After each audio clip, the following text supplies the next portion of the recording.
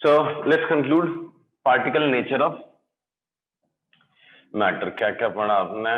Sorry, particle nature of radiation. So let's summarize particle nature of radiation. इसके ऊपर कुछ numericals करेंगे, important है, वो भी आते हैं एग्जाम्स में. ठीक. So particle nature of radiation. See, when does radiation behaves like a particle? Particle की तरह रेडिएशन बिहेव कब करता है? अभी लाइट है, लाइट इज ट्रैवलिंग, जैसे यहाँ पर लाइट ट्रैवल कर रही, राइट? लाइट ट्रैवल कर रही, तब तक ये वेव ही है. जब वेव से इंटरेक्ट करता है, जब लाइट से इंटरेक्ट करेगा तभी भी वो वेव है. तो पार्टिकल की तरह बिहेव कब करता है? When it interacts with matter. What? When radiation when radiation interacts, it behaves like a particle, right? So when wave interacts with wave, तभी वो wave nature शो करता है. प्रॉब्लम कभी स्टार्ट होती? when it interacts with matter. So when radiations interacts with matter, they behave like a particle, and those particles were named as particles are named as or known as photon, right? समझा? हाँ sir. Photon जो particle है उसके बारे में कुछ study करते हैं. तो energy of one photon, energy of one photon is given depends on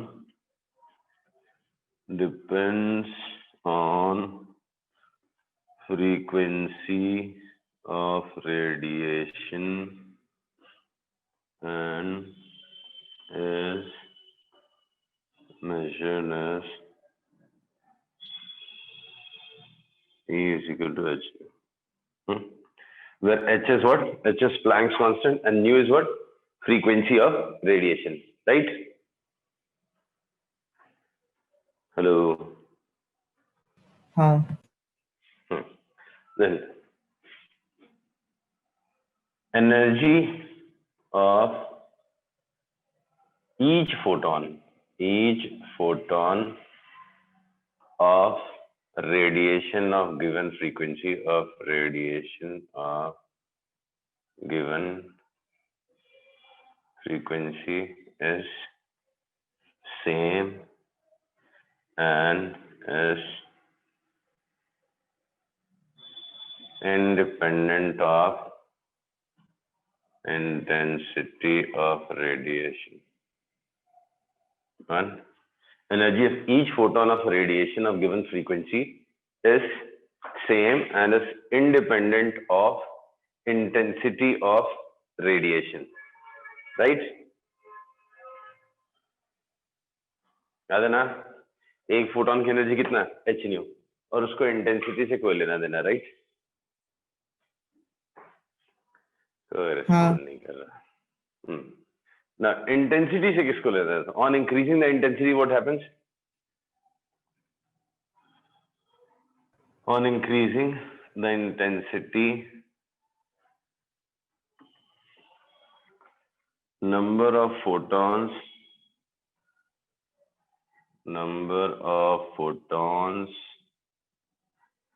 transferred per second increases. On increasing the intensity, number of photons transferred per second increases, right? Obviously per unit area, per second, per unit area. Per unit area is also known per second increases. Clear na?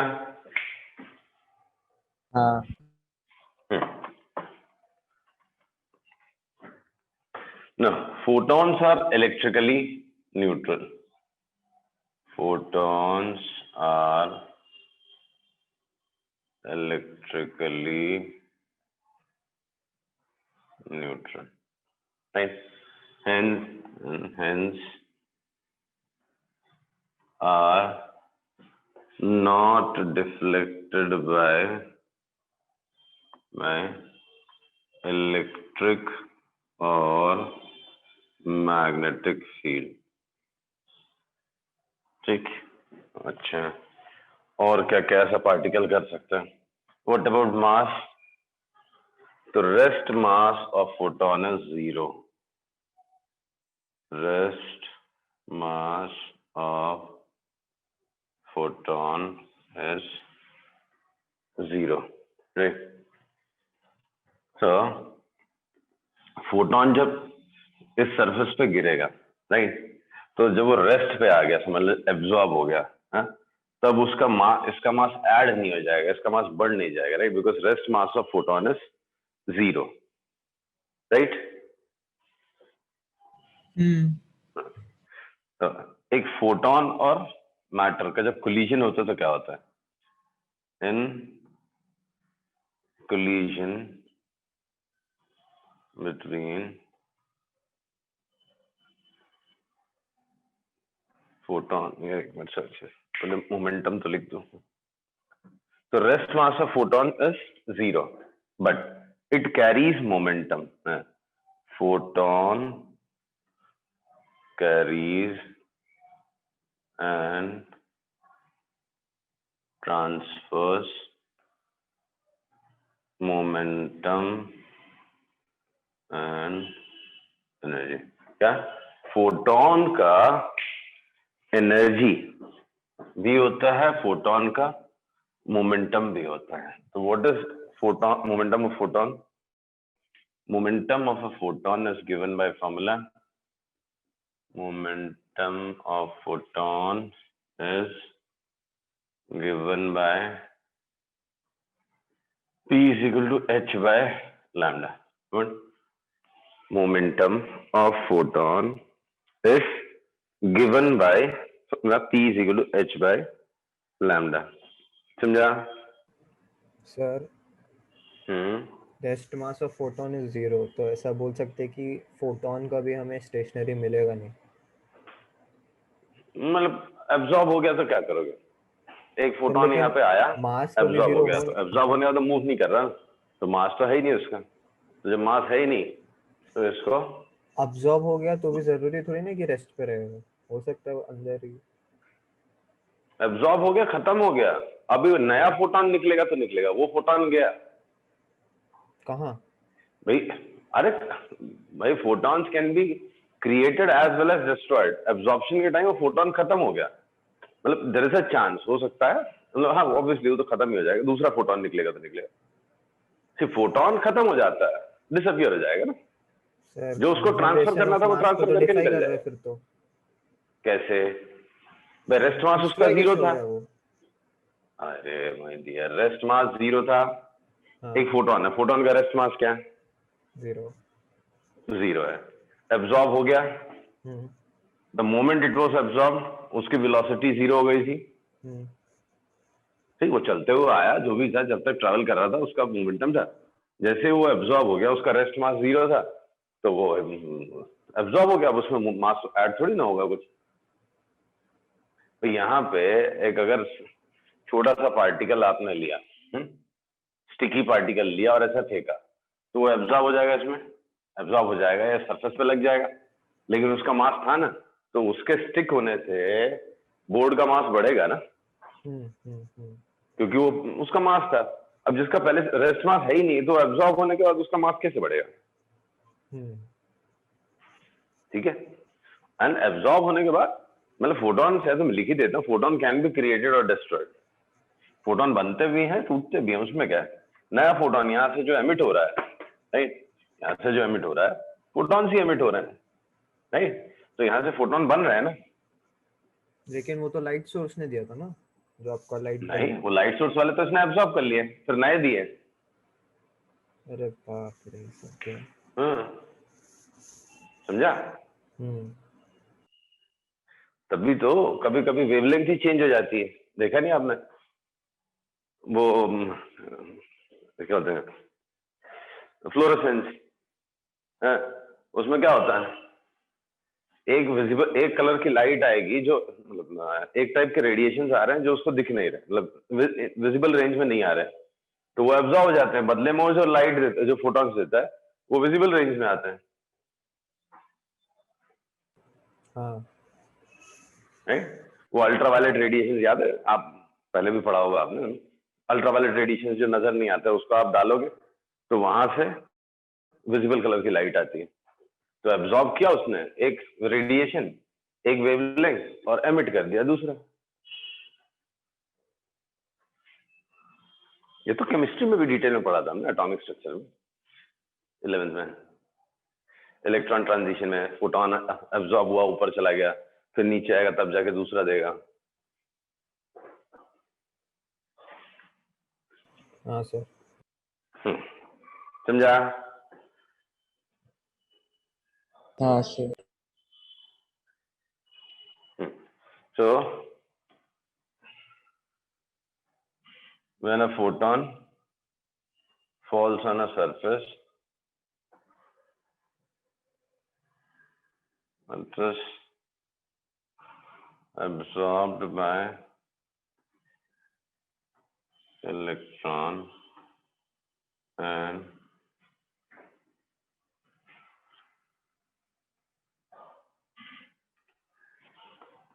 during interaction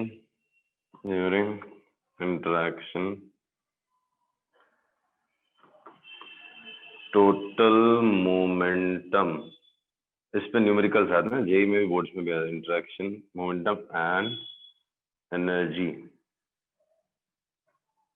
remains conserved, right? जो 11th में questions किए थे ना मैं, law of conservation of momentum पे collision वाले questions, वो question इसमें भी आते हैं। हाँ, एक मोमेंटम आया, रेडिएशन इतना था, इलेक्ट्रॉन था, वो रेस्ट पे था, कोलाइड हुआ, उसके बाद इलेक्ट्रॉन इतने थे, तो बचा हुआ फोटोन कितने का, ऐसा क्वेश्चंस पूछते हैं, right?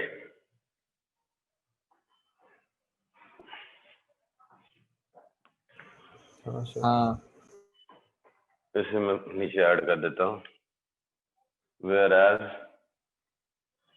number of photon may not be conserved. Number of photon may not be conserved. Whereas number of photons may not be conserved. ठीक है, वो कम ज्यादा भी हो सकते हैं। Whereas number of photons may not be conserved. जितने photons गिरे हैं उससे ज्यादा एमिट भी हो सकते हैं, उससे कम भी एमिट हो सकते हैं। समझा? That is photons can be created or destroyed, जिसका रेस्ट मास नहीं हो, क्रिएट भी हो जाए, डिस्ट्रॉय भी हो जाए। ओके, क्लियर है? तो ये कुछ इंपॉर्टेंट पॉइंट्स हैं जो हमको सम सॉल्व करने में हेल्प करेंगे। कुछ इंपॉर्टेंट क्वेश्चंस होते हैं, करते हैं। पार्टिकल नेचर ऑफ रेडिएशन में रब कर दो ना।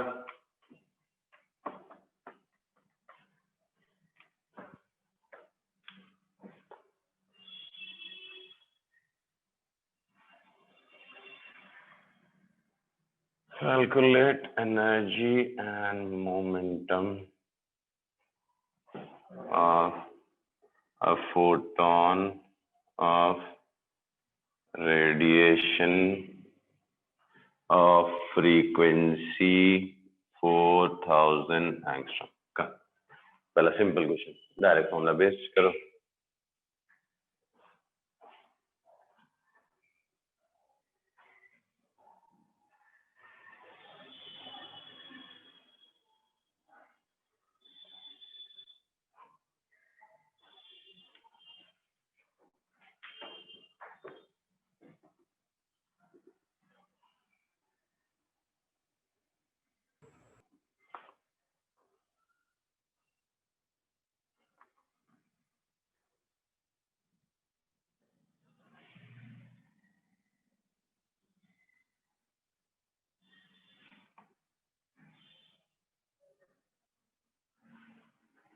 सो वो आपने 2 वेबर पर मीटर लिखा है क्या?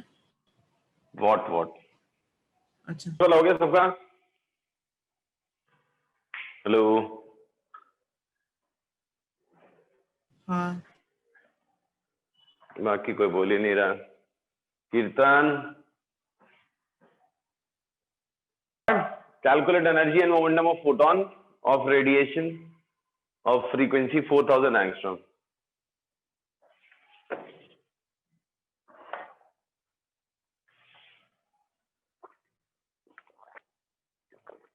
नहीं सर। एक फोटोन की एनर्जी कितनी होती है? E is equal to what? H nu. HA upon Nu is what? C by lambda. हाँ Okay. C by lambda तो 6.63 वापस वही याद चल लिख देता है 10 raised to minus 34 C is 3 into 10 raised to 8 upon lambda. Lambda is 4 into 10 raised to minus. ये तो याद ही रखना आपने। ये 20 होता है, ये minus 20 2 into 10 raised to minus 25 हो गया, 4 into 10 raised to minus 7 हो गया, तो 5 into 10 raised to minus कितना 0.5 हुआ, तो minus 18 हुआ, minus 19, 5 into 10 is minus 19 joules यहाँ से। So E is equal to h nu. Energy of one हाँ photon is 5 into 10 raised to minus 19 joules, right? और मोमेंटम कितना होता है? P is equal to what? H by lambda. So 6.63 into 10 raised to minus 34 upon lambda. That is 4 into 10 raised to minus 7. तो कितना हो गया? 1.6566 कर 1.66 into 10 raised to minus 27. 1.66 into 10 raised to minus 27 kg meter per second. समझा? Lambda is H by P. H is this, P is this. आ गया answer.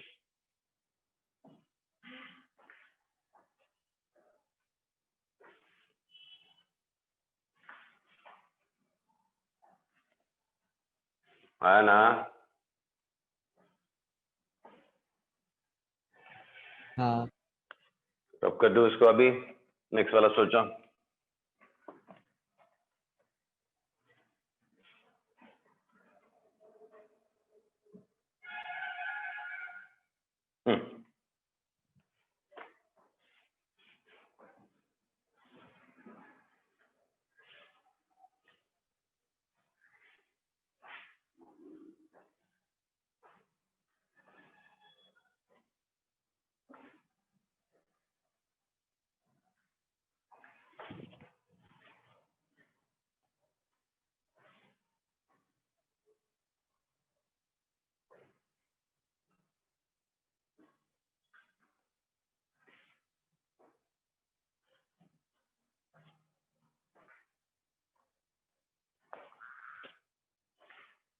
आया first part?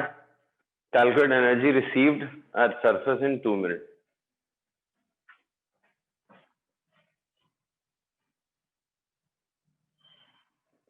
नहीं आया। 2 वॉट पर मीटर स्क्वायर है, मतलब 2 जूल्स पर सेकेंड पर metre square. तो आप देखो ना 20 सेंटीमीटर स्क्वायर एरिया है, 120 सेकेंड है, तो कितनी एनर्जी रिसीव करेगा?